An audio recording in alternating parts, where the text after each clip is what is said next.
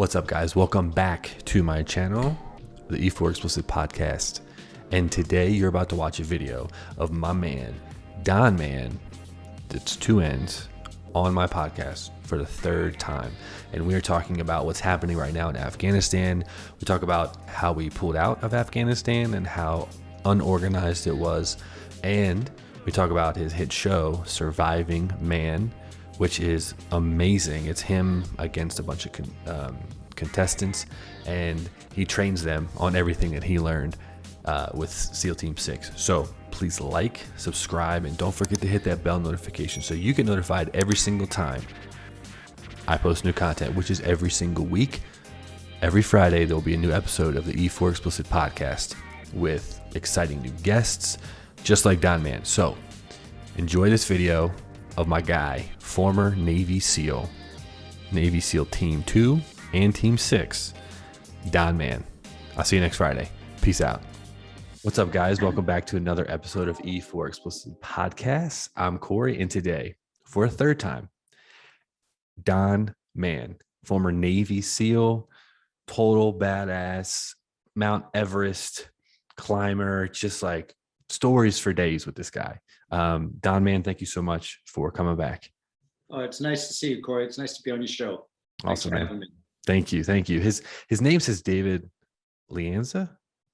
Oh, that's a mistake. That's he used this computer for Surviving Man, and I've never got his name off of it. Yeah, that's not his name. His name is Don Mann. He's real. So what we're going to talk about today, mainly, Don, is kind of, I really wanted to dive into your perspective and what's going on in Afghanistan and with Biden and everything, because you, of all people, would know a lot of this stuff. You've been on the news a lot lately. And I just kind of wanted to know your take in a nutshell so far. What's happening?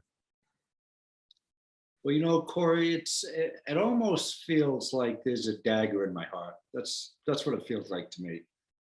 Because, you know, we have Democrats, we have Republicans. Republicans don't like Democrats. Democrats don't like Republicans. That I could live with. I'm fine with that.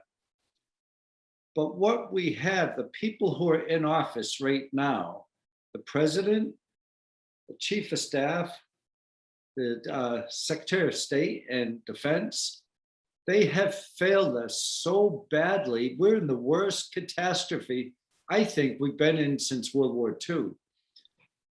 Right now, we know there's between hundreds and thousands of Americans left there. And we left them there purposely. That was part of the plan. We'll leave them there because the Taliban will guarantee, or they won't be their old Taliban self. The best way to predict future behavior is past behavior. The Taliban is known for beheading, for torturing, for gouging eyes out, for cutting hands off, for cutting feet off. I was at the park. It's a big stadium in Kabul once. I've been over Afghanistan 5 or 6 times. And in the place where they do these executions, the Taliban will come up there in a little pickup truck. They'll take the women or the boys or the people out. And the first thing they do is the amputations.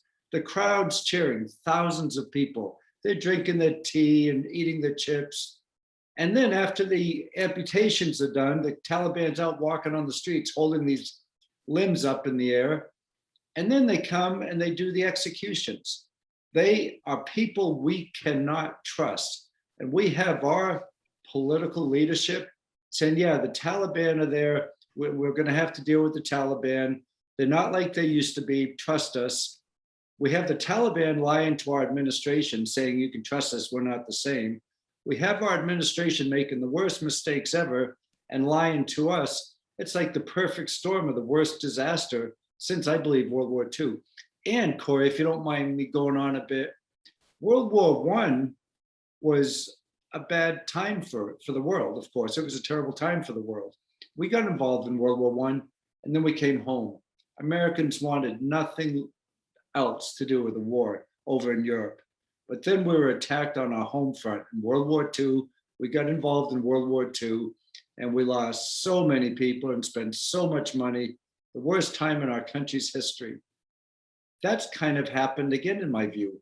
I think, yeah, we walk away, our president and those people say, that we just finished. The end of the war, over 20 years of war, is over. I don't believe that. I believe we have to go back like we did in World War II. We have to go back, and now we are going into phase two, which is going to be much more complicated, much more dangerous, much more deadly than phase one, because now they have our base, they have all of our military equipment. Who knows what secret documents and sensitive crypto and things we left behind. They have one of the biggest military arsenals in the world now that we gave to them. And today they were flying around one of our Black Hawk Helos with a body hanging from it. Saw that. And those are the people that we have given that country to. We turn our backs on them. And now we have somewhere between 100 and thousands of Americans over there still. And all of our friends and allies, we promised we would take care of. We snuck out of there over the weekend, turned our backs, walked away. And our president wants to say on 9/11, hey, I ended the war. Wow. I'm sickened by it. I'm really, like so many Americans are, you know. Right. Yeah, no, that's what I've been seeing. I've been seeing a lot of like conflicting reports as far as like, I know Trump said the other day like $85 billion worth of stuff, but that was like actually the whole total amount of the 20-year war of how much we spent in training and equipment. But then I saw videos of literal Taliban members going into these caches of like American weapons, because they got the AK-47s and the RPGs. I mean, it was M4s. It was like legit, like military grade stuff. And then I did see that video of them. How the fuck did they know how to fly it? Black Hawk. So that is a question I would think a lot of people are asking. So we've been over there 20 years, supplying them with weapons, supplying them with helicopters, training their Afghan army to fight. Makes sense. But a lot of people left the army and joined the Taliban. And, over there, ISIS, Taliban, Al-Qaeda, Afghan army, it's almost, you leave one to get another one. You get a better paying job over here. You don't really have allegiance to one or the other, except for, I don't want to say that so harshly, because the Afghan army fought so bravely along us on our side. They lost so many people, and they were our allies, and they knew we were trying to help them, but we left them. Now I know a lot of them are going to go to the Taliban now. They don't have many options over there. Right. I saw a report of the Taliban literally going door to door and just saying, "Oh, we have information that you worked with Americans. If you did, you're dead." That's what's happening there today. Yesterday, there are a lot more reports coming in, house to house executions. Jesus Christ. And the women and the little girls, they're being raped, they're being tortured. The young girls are being taken as the Taliban commanders' wives, or sold into prostitution. Wow. I watched an interview. I forget what network it was, but this guy went and interviewed like the head Taliban spokesperson. And he basically was like, he said, the Taliban guy was basically like, listen, that's the old regime. That's not us anymore. We are, we want positivity. We want a smooth transition. And I'm thinking, to your point, they've lied to us for 20 years. They've been lying to us and doing these terrible things to their own people for so long. It's, how the fuck could you believe that? Yeah, anybody who believes that is foolish. Right. They're lying to our leaders. Our leaders are lying to us. And actually, I heard a Taliban spokesman say, this is our way. We will never change our way till Judgment Day. That is the way of the Taliban. Beheadings, executions, tortures are our way. And that is how we live. And that's how we will be till Judgment Day. They believe they're doing the right thing. They feel justified because their interpretation of their law is that. Right. Wow. That's crazy. And then also, like, somebody had to make a deal here. And I think I saw like Biden, like, I think he said it, like he made a deal with the Taliban to basically say, listen, we're coming in, we're going to take our people that want to go with us. Just don't fuck with us while we're doing this, please. Is that kind of what happened? It is. He made a deal with the devil, is what he did. And all he had to do was follow President Trump's plan. President Trump had it laid out. President Trump got on the phone, talked to the leadership, said, okay, we're going to take our people out. Once we get them all out, once we close our bases, once we get our equipment out, then we're gone. If there's one life lost in that time, we're coming after you. Believe us, we're going to come get you. Right. Biden didn't do any of that. Biden just said, oh, we're leaving. I got to get this promise out. 9/11, I got to have my own victory speech saying, I ended the war. And Taliban, please don't kill too many of us on the way out, if you Right. would. Right. I mean, that's basically all he did. Right. And that's what it looks like too. And of course they're going to be like, sure. Cause, and my thing is I would like, here's my conspiracy theory of myself, the conspiracy side of myself. I'm putting my tinfoil hat on. If Biden in that deal, I mean, I'm sure the Taliban wasn't just like, sure, have at it. There had to be a give and a take with them too. They, that's where these caches of military grade weapons are, Black Hawks, all these, we built them I think like an electric grid or something. We built them a $300 million gas station. Like all these things that are there that we built and paid for, they now have. And I could only imagine it had to be within that agreement, right? I would think so. But there's others who are coming out now and saying there wasn't much thought put into this at all. A lot of details weren't discussed. They weren't talked about. We left overnight in a haste. Biden's military and intel advisors, he didn't pay attention to them. He didn't take their advice. And reports I've heard is he was just over. He's been in politics 50 years. He just wanted this behind him. He wasn't that concerned with the details. He won't take a question. He'll turn his back and walk away on people. The worst thing was, one of the many, many worst things, seeing the 13 caskets coming off the plane. And every time a casket comes off, he looks at his watch. That is despicable of any human being, never mind of the commander in chief, who is responsible for those 13 bodies.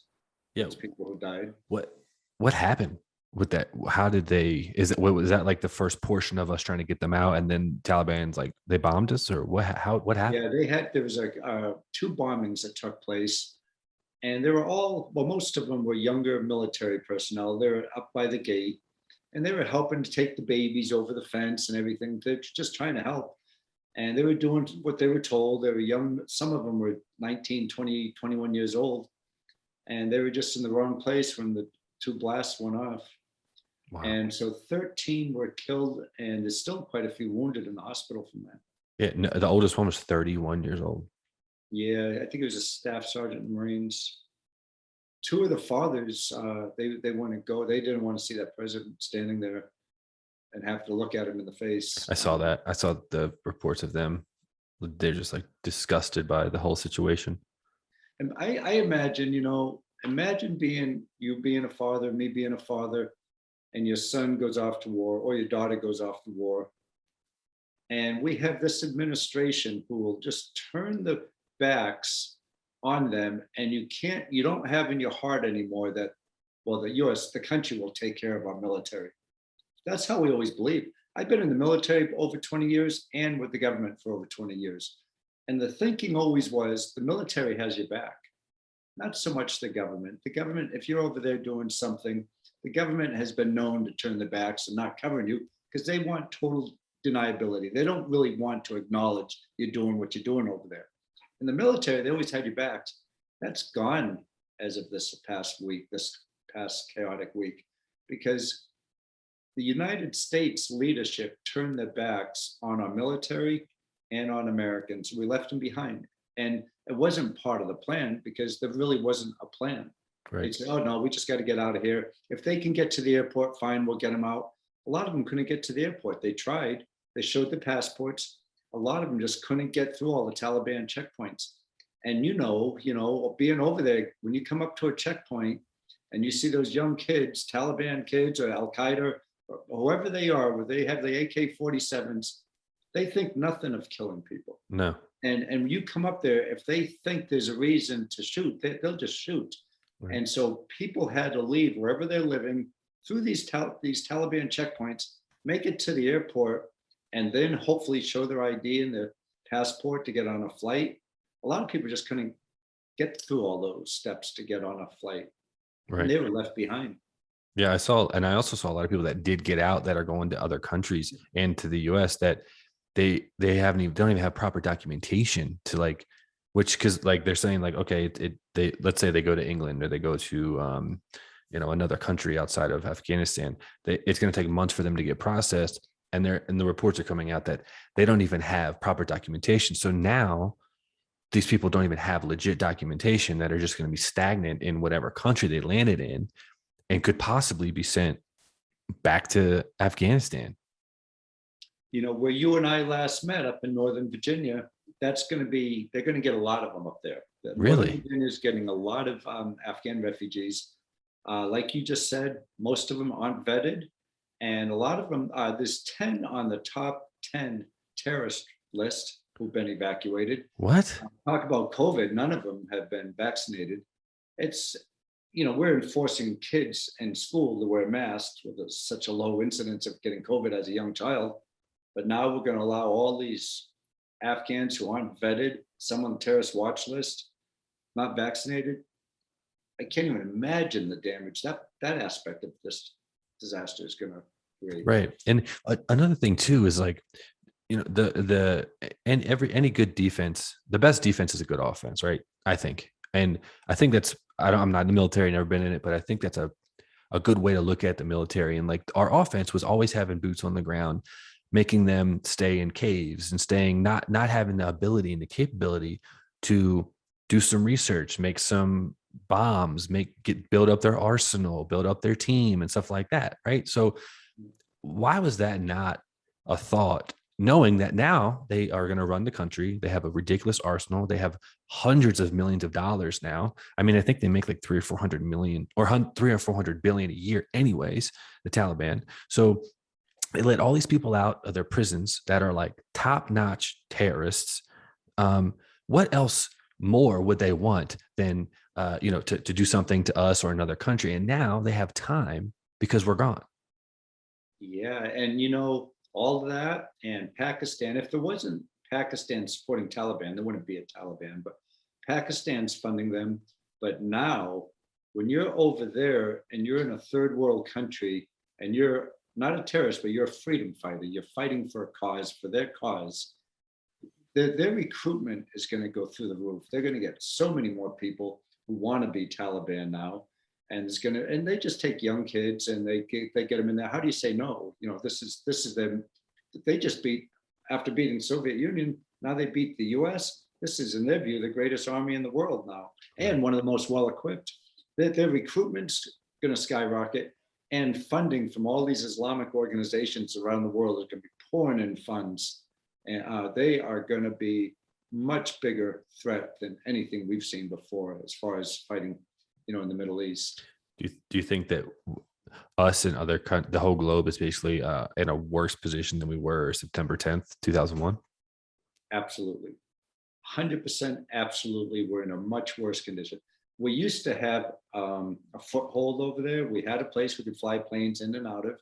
We had boots on the ground. We had intel people on the ground. We were reporting what was going on. We had the means to find out, like you were saying, if there's training camps, terrorist training camps being developed, right, if plots were being developed. All of those, when you have boots on the ground, you get a feel, you get a better sense for what's going on. You report it back. They take that information, they process it, and it becomes intelligence, and the military acts on that intelligence. Now, the plan is over the horizon ops, meaning we don't have to be in Afghanistan. If we hear something, or if somebody sees something from some drone, maybe we can act on that. But the chances of that picking up much of anything is pretty slim. Yeah, we are much, much worse off. Plus, 20 years ago, there were people, like you mentioned, a lot of them living, in rural areas, out of caves, and people with AK-47s. Now they have one of the best equipped armies in the world. right. And we are gone. We're completely out of there, and we don't have our allies to side with us anymore because they've lost faith in us. They have lost faith in us. I really think that we have to go on the counter, like you said. We have to go on the offense. We have to get back in there, and we have to get our Americans back. What that cost is, I don't know, but we have to get our Americans back. The problem is We don't have the willpower or the mindset in this administration to do that. I almost feel it's better to have another country do that now, unless we get these leaders out and they step down. I think the best thing President Biden and his top leadership team can do for our country now is to step down. They, again, the best indicator of future behavior is past behavior. Their past behavior, we see where it got us. We can't afford this to happen again in some other scenario. Right. Yeah, no, I agree with the fact that Biden, he basically, it does look kind of like on the outside looking in is like, let's just more thinking about legacy of like what he accomplished in the 4 or potentially 8 years, however long he lives. I think like, oh, well, I stopped the war, the 20-year war. Cause I listened to his speech and like, it was a powerful speech. It was a good speech. It was, listen, I'm the 4th president now that's dealt with this. I don't want to give it to a 5th and stuff like that. So that could really pull on some American strings. But to your point, the devil's in the details. And if you're not going to get out every single American and every single person that helped us, that is now going to be potentially killed because they helped us, like, I mean, listen, this country was built. I mean, Ellis Island, this is built off of, immigrants and stuff like that. I'm not saying to bring a whole fucking country over here, but to the point, like, these people need our help and we're the ones that went over there. So I think we have a duty to kind of like finish what we started and not like a bad way where we're just like bomb them. I'm just like, help them get out if we're going to leave too. That's just my opinion. I don't know how you feel about that, but I feel the same way, Corey. What I realized, I went over there right after the war started. I went over there a number of times, but I'd see the little girls and little boys playing in the dirt streets and the mothers trying to wash the clothes and trying to cook for them. They're good people. right. Once they get politicized or religion or politics take over the mindset, some of them go really bad. But like most people on this planet, I think most people in Afghanistan are good people. And we come in, they've been at war now for 40 years. They've had it so bad. They're so impoverished. They have the drought there now, everything. The women, the little girls have no future right now. If you're on that watch list, that's a hit list. They're going door to door with that list and they see just, oh, you've helped Americans, that person's done. Everybody over there is in fear. And for those people who think the Taliban are going to change coats and be good people, why is it so many millions of Afghanistans trying to flee the country right now? They're scared to death of the Taliban. True. And they know the Taliban. Right. They're scared to death. We get news that's not always or close to always accurate. And we might have some people here in the US trying to convince others that the Taliban have changed. They're nicer people now. Talk to any Afghan, hear any Afghan report, they'll say, don't ever believe that. The Taliban is no different than Al Qaeda, which is no different than ISIS. This is their way. Again, they're not going to change till their judgment day. Right. And we have to believe that. We can't assume they're going to be better. Yeah, no, I think that's naive. And I agree with you. I think, especially like, as I've been watching a lot of videos, I've been seeing a lot of people that, 4 or 5 tours in Afghanistan and have worked with, people that translators and stuff like that worked with the Afghan army and stuff like that, like side by side and fought with them. And they say the same exact thing. There's nobody, he's like, I watched this one video and the guy's like, Americans want to see Taliban and ISIS and Al Qaeda die. Right. But the Afghans really want to see that because they don't trust them. They don't like them. So I agree with you too. I think that there's a facade that, this has happened in like less than a month. So you think that the Taliban just got their act together in the last 30 days, and then the last 20 years just we're good. That never happened, or we're not those people. They kept saying it's an old regime, and I'm like, these are the same people. Then you're letting them out of the prison. Yeah, they're all out of the prisons now. 5,000 people released. What? 5,000 people released from the prisons, and those are bad people. Whoa. We, Did we imprison them? for the rest of our lives, we're going to hear of atrocities going on in Afghanistan, Oh my God. at least for another generation, because every day you get they've got a whole country now for growing and raising and breeding terrorists. They've Right. got a whole country, they've got all the funding they need, all the recruitment they need, all the equipment they need. It's going to be a powerful, powerful force, and it's going to take more of a force to beat them. And we don't have the will in this country, not with the leadership we have now. They want to talk about woke or political correctness, or whatever they talk about, critical race theory. All that stuff has no place in war fighting. They should be talking about how do we do a successful evacuation.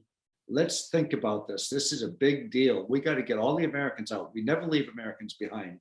We got to get all of Americans out, and let's destroy all that equipment, because we can't let that equipment in the hands of the enemy. You never do that. You never. We have to do that. And by the way, Taliban, we will leave when we're done. You just like President Trump said, one American's harmed, we're coming after you. And that worked. And that worked. They respected President Trump. They knew he meant what he was going to do. But when Biden comes into office, just like when Jimmy Carter came into office, just like when President Obama came in office, the enemy sensed weakness and they stomp on us. They stomp on us badly.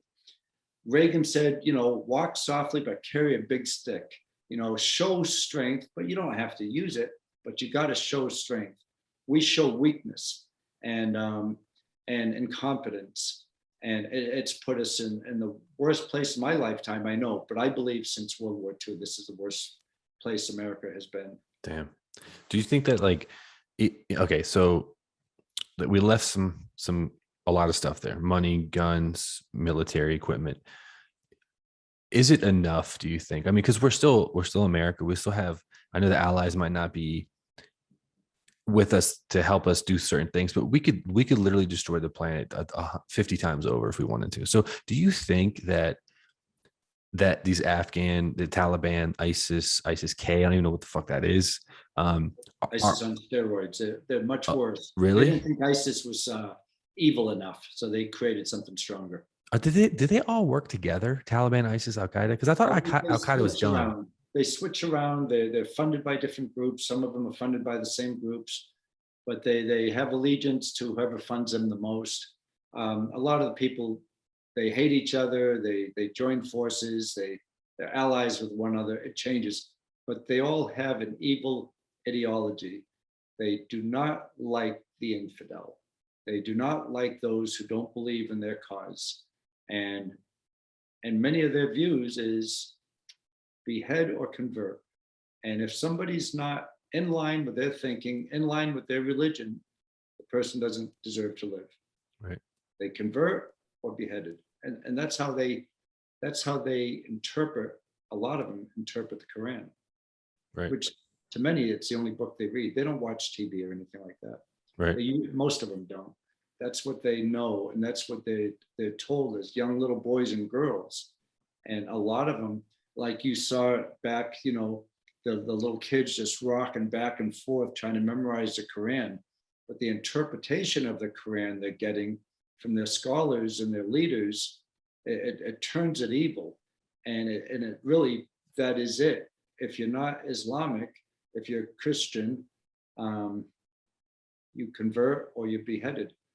And I was over there quite a few times, and I saw some really bad things.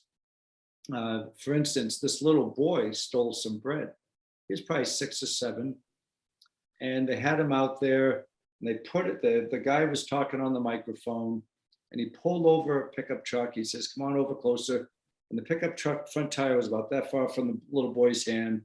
He was screaming and yelling, and the guy on the microphone said, "Well, this little boy stole some bread because he said his family was hungry.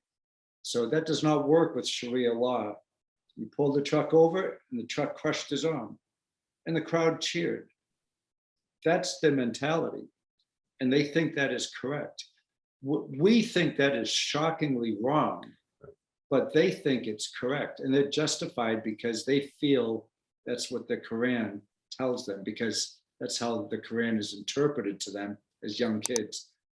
Just that piece alone, I mean, just imagine what they're going to be taught now in these schools for the boys, because the girls can't go to school. They're not allowed out of the house without a male, in the family. But everything is going to, they want to take over the world with education, through religion, through finances, meaning if they come across our airport and someone has a shoe bomb or the underwear bomb, or there's anthrax in an envelope, they know that cost us a fortune. So little things like this here, acts of terrorism, it cost us a lot of money. So they want to beat us financially. They want to beat us through our education system. And the education system that we get from Saudi Arabia, and we teach Islamic studies, is a system that we get from strict Islamic studies from Saudi Arabia. And now we're teaching that to our kids and our colleges. So when they grow up, they don't hear of a terrorist incident. They hear of, oh, this is what we had to do because of what the United States or the West did to us. Right. And it's all backwards, and it's a world full of lies almost. They're being lied to. And to answer your question, yes, we're much worse off than we were September 10th.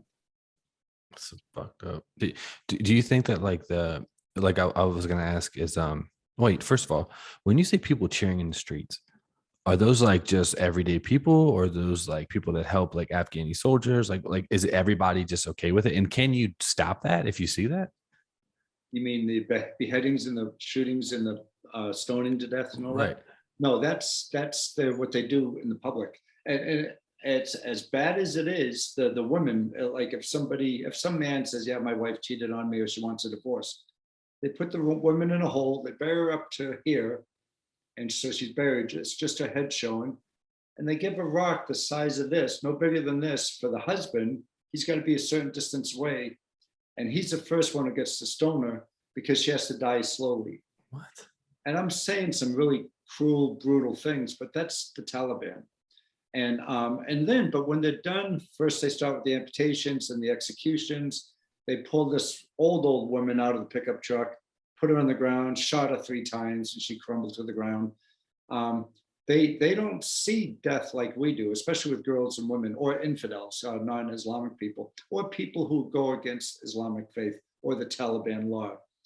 But what they do, as soon as those executions are done that morning, then the soccer game begins in the same field. They were all there for the soccer game. That's like the pregame. Whoa. They are not like us at all. We are not like them. I worked for 2 doctors, and they told me, in their brilliant minds, both are colonels in the Air Force, and they went over there because they were asked to go over there for the US government to try to find out what's inside of the Islamic mind. And we worked at some prisons where we had a lot of these Islamic, Taliban, ISIS, Al Qaeda. And we had these people there, not ISIS, but Taliban and Al Qaeda. And they told us, they said, yeah, we're okay with killing women and children because they grew up and they support the infidel. And if we kill a bunch of Muslims in the meantime, that's okay. As long as we kill the Christians, we're okay with that. KSM was talking about how happy his eyes lit up when he was talking about beheading Daniel Pearl, the journalist. Mm-hmm. He was excited. He said, yeah, this is how it was. They get excited because of the way they've been brainwashed. And we don't know how to change that. And President Bush, 43, George W., he had, I think, the right heart, the right mindset, but it didn't work. He wanted to try to change their thinking to be a democracy and be like us and try to be more like us. And they said, yeah, we'll do that. We need some money. We'll do that. We need some money. As soon as we left, they were right back to their old ways. I don't know if there is a way to change it. The 2 doctors I work for says, we have 2 ways of looking at life. They're not going to change us. We're not going to think beheading and amputations or raping little girls is okay. Right. They're going to think going to the bargaining table, trying to do a compromise, trying to sit and discuss our differences. They think that is weak and cowardice. So I have never heard of a possible solution, but in the short term, I do believe all those aircraft we see and all the helicopters, all the M4s and M16s, all the night vision goggles, everything we left behind, we got to do an air assault and just blow those things up. Really? That wouldn't be hard to do. And we would get some civilian casualties, and we don't like hurting civilian people. And of course, Americans don't, Westerners don't. And that would cause some, but there'd be a lot less people lost doing that than if we allow our enemy to have this army Right. and this army, this equipment that's we gave them on a silver platter. Right. So that's kind of like a segue to my next question is like I said earlier, like we have enough firepower to eliminate anything. So even though we've showed some cowardice and some kind of like weakness to the basically the world at this point with doing this so quickly in the manner that we did it, do you think still that they would that they're really gonna like try to come for us on our own soil and stuff? Absolutely. Really? Absolutely. And it's so easy. They've always wanted to. And now it's so, of course, they have all the weaponry, they have all the funds, and we have a wide open border down south, a southern border. Basically, they could have an army pull up and come to our country, and we're not stopping them. We are allowing it to happen. We're almost making it happen. It's almost like, okay, how can we get our country in a worse position? Let's open up the border. Northern borders, you can't get through that to Canada or back and forth there. But southern border, that's where the terrorists are coming through.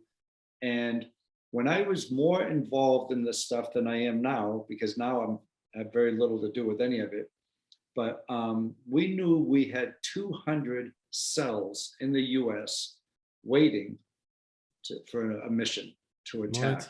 So you might see somebody from over there dressed up in a tie and a suit and everything, going to work with a briefcase. But up here, he's waiting for a mission to blow himself up or create chaos or some act of terrorism.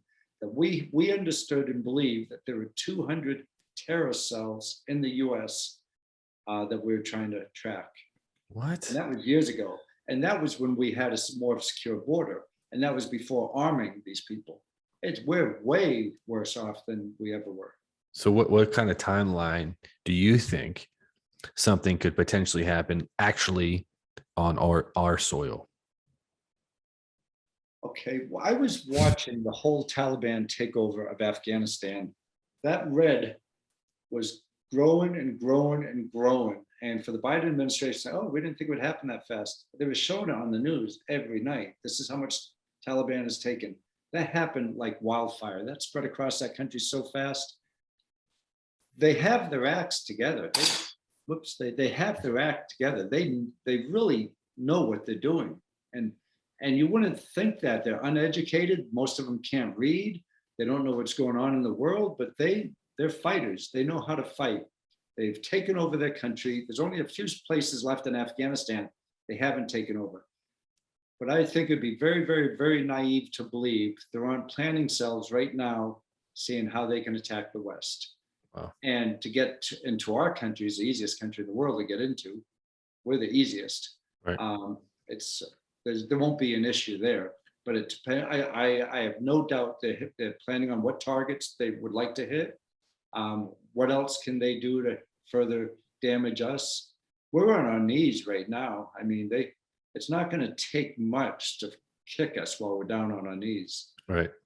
And you're not thinking, I'm thinking when I think of like somebody doing like a act of terror to us on our soil, I'm picturing like the Japanese fighter jets flying through the sky over Pearl Harbor, and it's like obvious they're attacking us. You're talking like, well, they're going to use some of these potential cells that are already in America. They're going to come through the border, pretend to be somebody else, and then in 6 months blow up a bomb in downtown New York or something like that, is what you're kind of talking about, right?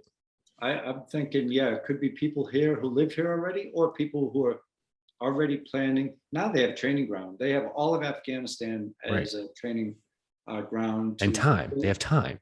Oh. That's, we don't have the pedal. We don't have the boots on their throat anymore. It's they're up and they have the time and now the finances and the firepower to train and I'll tell you what, man, you said it earlier, the recruiting. Like I remember when ISIS first came out. I mean, talk about a recruiting like monster. I mean, their videos were I mean, they were getting Americans to go over there, which was crazy. And it was because they recruited so well. And now they have Taliban, Al Qaeda, ISIS, ISIS K, money, gun, all this stuff. We just, like you said, beat the Americans. They're gone. It's like it really is kind of like a recipe for disaster. And on top of all that, now we have China, Iran, and Russia were siding with them, who Really? also, I mean, the embassies that haven't closed over there, there's a couple embassies still open. I'm sure there's Chinese deals. I can only imagine a deal with the Chinese or the Russians or Iranians saying, okay, you beat the Americans, congratulations. But what we'd like to do, we're going to come in here, we'll take over the base, we'll help you guys out, and we'd like to work side by side with you, because this is what we have in our country. We can go side by side with you. I mean, now there's a void there. Like when President Obama was told, whatever you do, don't pull out all the forces, don't pull out everybody. If you pull everybody out, the biggest void will be something worse than anything we've ever seen. And that was the start of ISIS. And President Bush said, don't pull them all out. Don't pull them out. He did pull them all out, again, on another political promise. And that was the start of ISIS. Now, who knows what's going to end Wow. up with these people now.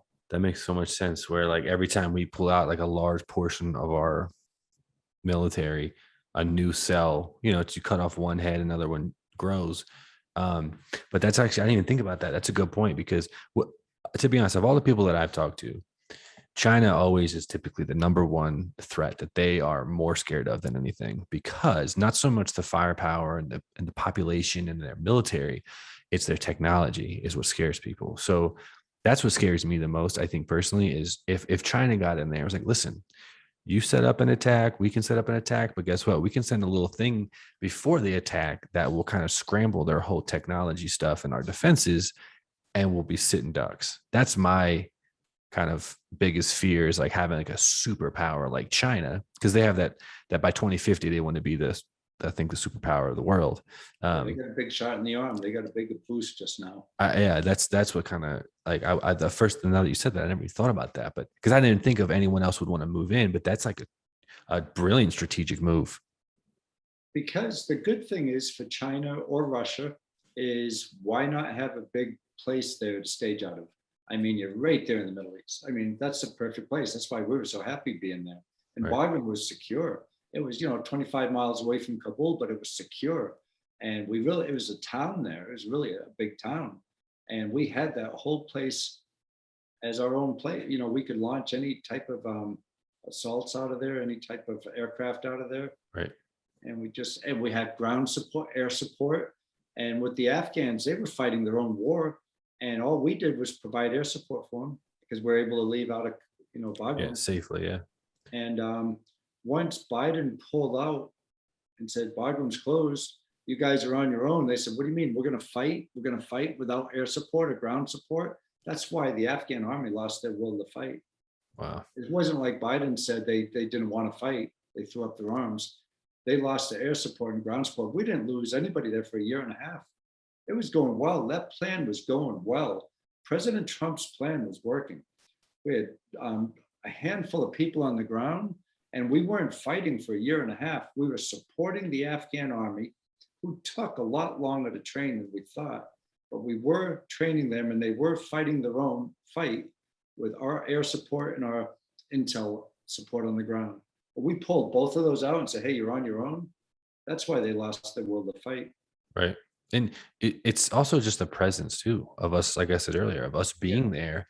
It's less of a chance of like these cells to get bigger and larger and have the balls to like, because they know if they go to the airport and they fuck us up and they kill one of us, they know that it's going to be bad for them. Khalid Sheikh Mohammed, who was the mastermind on 9/11, we had him in one of our jails. And he was the man who destroyed, who got us on 9/11, KSM, Khalid Sheikh Mohammed. And he said, and they call him Mukhtar, the master. And he beat us with 3x5 cards. He said, you Americans, I mean, I planned 9/11. I just had people meet, park benches, give them a 3x5 cards. I didn't do anything on computer. I mean, I beat you with 3x5 cards. Wow.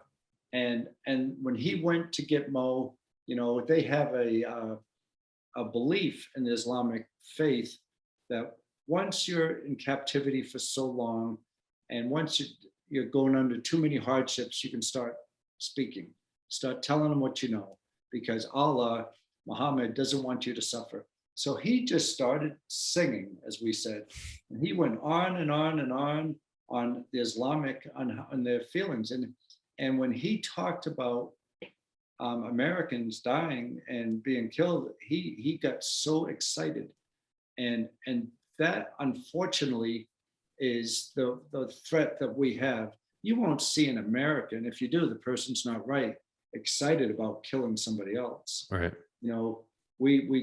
We take out the threat, we shoot the threat, we shoot the enemy. Nobody is excited about doing that. They are excited about killing us. Right. That's so fucking crazy, man. That's scary. That's scary that's the mindset of the people that now have a ton of money, a ton of firepower, a ton of time to plan whatever that they want to do. Do you think that well, let me ask you one more question about the war or the pullout of the military, and then we'll get on to, I'd like to talk about a little bit about Surviving Man, because it's fucking awesome. So you've trained a lot of people that have fought in the war. You've trained SEALs, you've trained the highest level of people. You yourself have been over there multiple times. Is there anything in you that's like, I'm just glad it's over, because now Americans aren't going to have to be there. Families can be reunited and be, we won't have to have any more American casualties. And then innocent civilians over there don't have to get drone struck every other day and stuff like that. Does that kind of like give you a little bit of hope? Oh, I would have had that feeling, overwhelming, that having that feeling, if we had carried out President Trump's plan and we methodically pulled out and didn't leave all the people behind and leave all our gear behind. To tell you the truth, I didn't know why we stayed as long as we did in Iraq or Afghanistan. I wanted to be out of there for a long time, but the plan was slow. The plan was working, and seeing, young servicemen being killed over there, it just like tears your heart out seeing that. So I didn't believe we should have been there as long as we were. President Trump was the only president of the four who had a plan to end it, and he was ending it correctly. President Biden turned his back on everything President Trump did that was good for our country. He's trying to use President Trump as an excuse right now, but he didn't carry out President Trump's plan. All he did was bail us out of Afghanistan with all the fragments behind, and that's what the repercussions are. We would have been so much better. There'll be so many lives not lost if we had stayed in and carried on with the withdrawal the way President Trump had planned. But the way Biden did it, for the rest of my days, I know we're going to be in a worse place because of that. They feel right now that it's going to take at least a generation of people to recover from that disaster. What? From the us pulling out?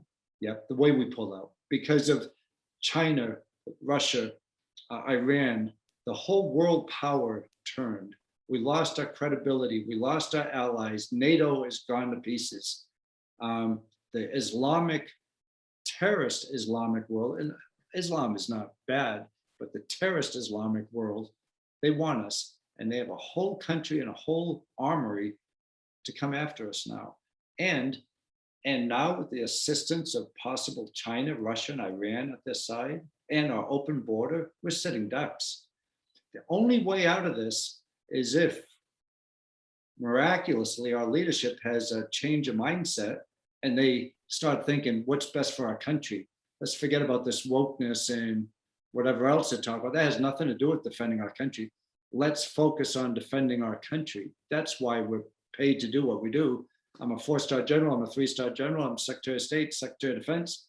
We are put in these positions because we're supposed to have the expertise and the will and the mindset to protect our country. That we don't have right now. Unless they all step down and miraculously other people step in their place, I don't see an answer to this anytime soon. Magic. I can say I would I would be totally surprised if every day doesn't get worse than the day before from now on. Okay, so if you had a magic wand and Don Mann, President Don Mann, what would you do?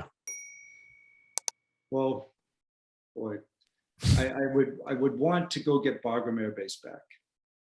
Okay, Taliban, we're coming in. We're going to come get the air base back. That was a blunder on our side. We're coming in. Let's try to make this peaceful. We're coming back in. The equipment we left behind, we're going to take it back. If not, we're going to destroy it. We're coming in. We're coming in. We're a much stronger country than you are. We're going to come in. We're going to be peaceful about it, but we're retaking Bagram Air Base. Boom. That's what we're doing.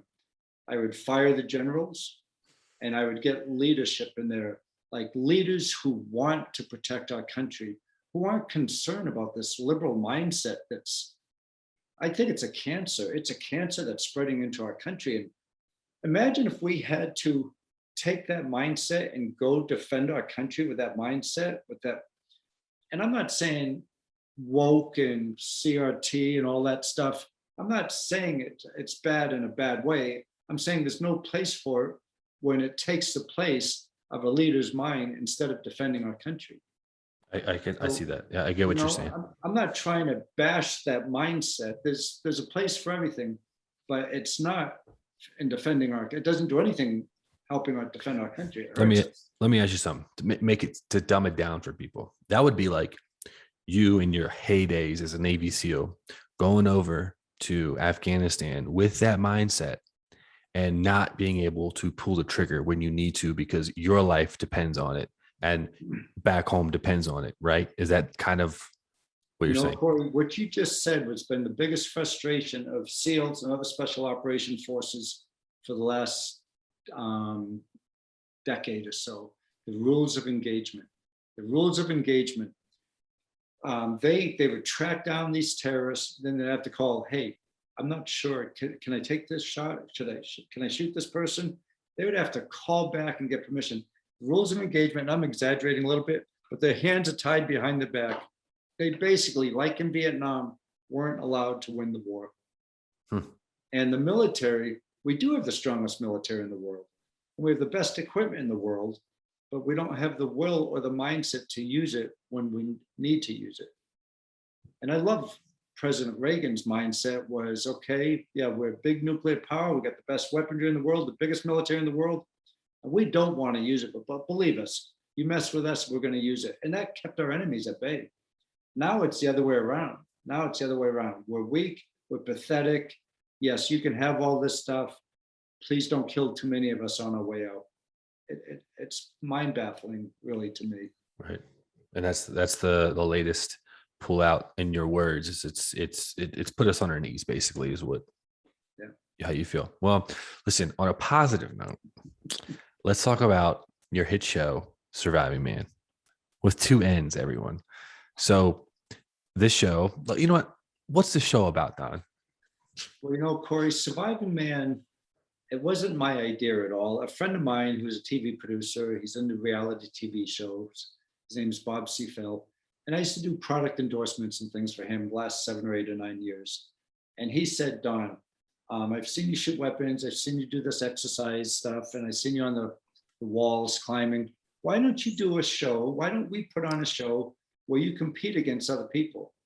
I said, there's no way, Bob. I am so beat up now. I'm 63 years old. I can't compete against anybody who's good. And he said, yeah, you're just being humble. I said, no, I'm not being humble. That's the truth. And anyways, so he put together a show called Surviving Man, MANN. And he advertised and promoted it, and 500 to 600 people applied. And I got this big Zoom TV they sent me so I could do all these Zoom calls with all these people. And they were some top shooters and studs. One of them, one American Ninja Warrior. I mean, some of the studliest people I've ever seen. Some not so studly, but most of them were. And Bob wanted me to compete against the top one. Bob, that is not going to happen. So the story is, that's kind of a secret, is I said, Bob, we're going to change this. I get off the helicopter in episode 1. I come up to the group that's standing there, 32 were chosen. And I tell them, I said, Welcome here. You're all welcome. It's nice to meet you all. You're all studs. You've been chosen out of 500, 600 people to be here because of your backgrounds, your expertise, your shooting, you're trusted Americans. But you came here because you thought you were on some reality TV show called Surviving Man. Well, that was just a cover story. You're here because we needed Americans to go through a selection process because we have to put together a mission and pull off this mission to save a hostage who's going to be killed in less than a week. And so if you want to stay, just raise your hand. If you want to leave, that's okay. But you are not here for some reality TV show. This is a selection process. So I turned it around right before the start. And we trained these people. It was brutal training. And they did really well. And it's 10 episodes. Randy Couture, the legendary martial arts MMA fighter, was my co-host. We went out to Vegas and we did 10 episodes. And it was a lot of fun. We're out there in the desert at the largest shooting range in the country called Front Sight. And every day was brutal. Every day was a lot of great weapons training, land navigation, desert navigation, navigating underground, working up on the high ropes course, sniper shooting, long gun shooting, throwing smokes, grenades. And I taught them all close quarters battle, 2-person CQB. And then they carried out a mission, and that's going to be on episode 10, which isn't out yet. So I won't say how that happens. Yeah. Up till episode 9, they did a great job editing and making a nice TV show out of it. Yeah, they did a really good job. From all the listen, I'll tell you what, man. 2 things that I took away from it was the trailer was fucking awesome. That thing was like, I mean, the beats, it was hitting on the gunshots and then ends on you. And that suit that you came out with in the helicopter, I was fucking balling, man. I was like, Don, in his suit off that chopper, like that was amazing, man. I'm trying to, like, it's on YouTube. I keep seeing people posting like actual full episodes on YouTube. Where can like you people watch? There's a couple of places. You can go to americanstories.com because he's got 5 or 6 TV shows on American Stories.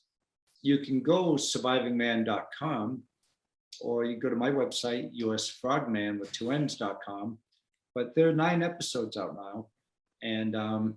And then there's a couple other shows that came about after Surviving Man, just talking to the people who did the show.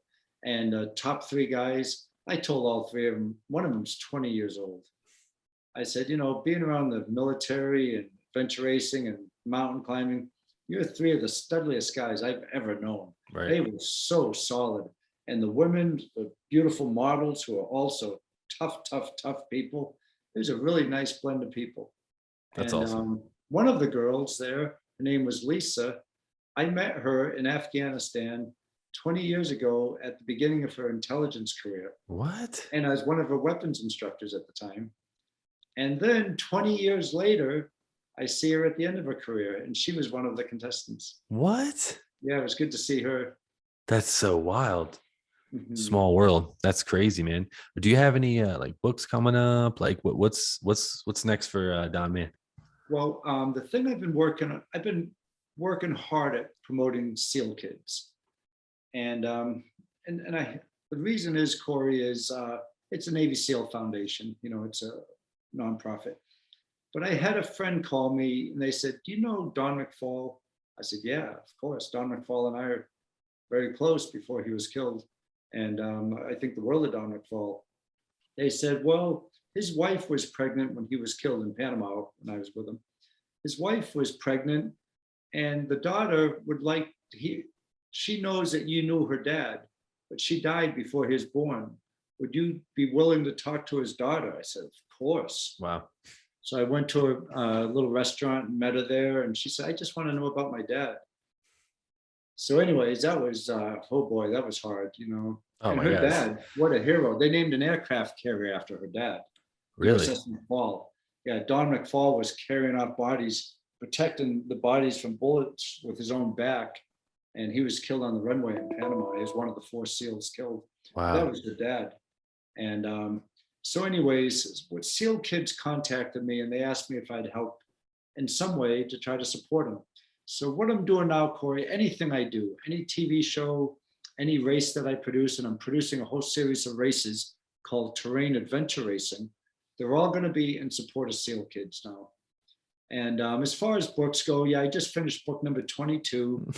And I did books, the last books that are out, it's, one's on women warriors, one's on pirates, one's on assassins, US assassins.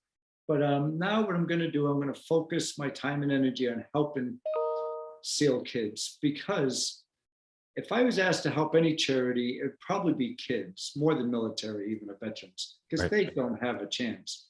But when it comes to helping veterans, especially SEAL veterans and the kids, that's I'm going to look at that as my calling to Right. help. It's a So we're doing win-win. a fundraiser next month, and I went to Columbus, Ohio, a couple of weeks ago and did a talk for SEAL kids. And SEAL kids are going to be part of all the events I put on, including Surviving Man, the celebrity show, is going to be out in February.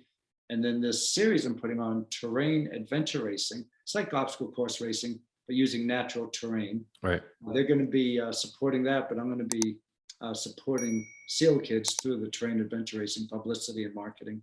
That's amazing. And so the books, I'm kind of turning toward the charity more than books now. That's great, man. Well, you're at a point in your career where, you can focus on those things that you want to do, you know what I mean? That really, that mean a lot to you. That's awesome. So I'll obviously put all those links, SEAL kids. I always do put the SEAL kids in my links and stuff like that. And we'll put that out there for sure. But, man, thanks again for coming on, Don. I really appreciate it. I love talking to you. You're been on 3 times now. So you're a vet. You're a vet on my Well, podcast. Corey, you're so good at what you do, and I love your shows, and I'll look forward to the next time we're together. Awesome, man. I really appreciate it. Thank you so much. And that's another episode of the E4 Explicit Podcast. We'll see you tomorrow. Or no, we'll see you next time.